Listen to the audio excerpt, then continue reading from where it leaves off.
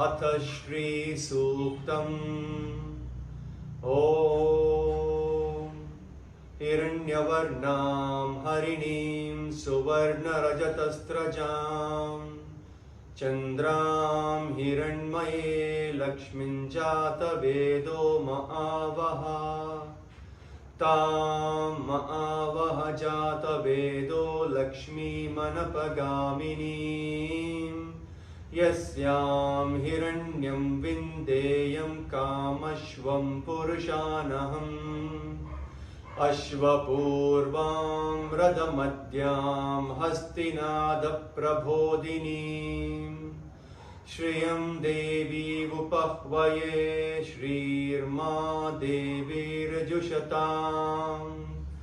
कांसोऽस्मितां हिरण्यप्राकाराम् आर्द्राज्वलन्तीं तृप्तां तत्पयन्तीं पद्मे स्थितां पद्मवर्णां तामिहोपह्वये श्रियम् चन्द्रां प्रभासा यशसा ज्वलन्तीं श्रियं लोके देवजुष्टामुदारां तां पद्मिनीं शरणमहं प्रपद्ये लक्ष्मीर्मे नश्यतां त्वां वृणे आदित्यवर्ते तपसोऽधिजातो वनस्पतिस्त्ववृक्षा च बिल्वः तस्य फलानि तपसानुदन्तु मायान्तरायाश्च बाह्या अलक्ष्मीः उपैतु मां देवसखकीर्तिश्च मणिनाशः प्रादुर्भूतोऽस्मि राष्ट्रेऽस्मिन् कीर्तिवृद्धिं ददातु मे क्षुप्तिपाशामलान् ज्येष्ठामलक्ष्मीर्नाशयाम्यहम् अभूतिमसमृद्धिं च सर्वा निर्नुद मे गृहात् गन्धद्वारां दुरादर्शान् नित्यपुष्टां करीषिणीं ईश्वरीं सर्वभूतानां तामिहोपह्वये श्रियम् मनसः काममाकृतिं वाचः सत्यमशीमहि पशूनां रूपमन्यस्य मयि श्रीश्रयतां यशः कर्दमेन प्रजा भूता मयि सम्भव कर्दमा श्रियं वासय मे कुले मातरं पद्ममालिनीम्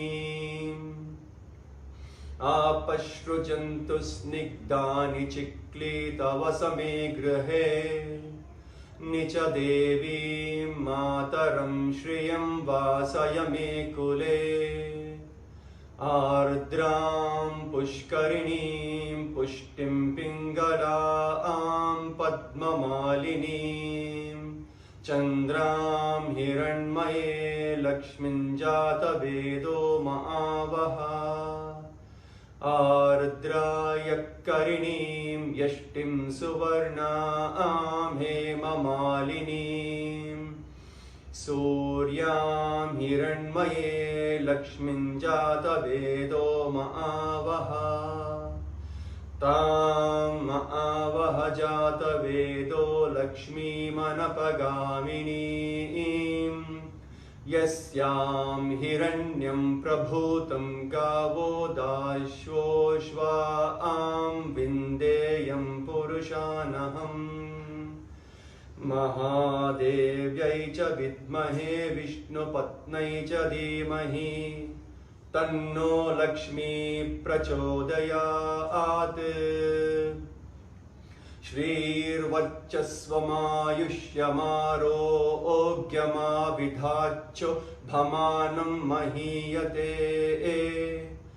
धान्यं धनं पशुं बहुपुत्रलाभं शतसंवत्सरं दीर्घमायुः।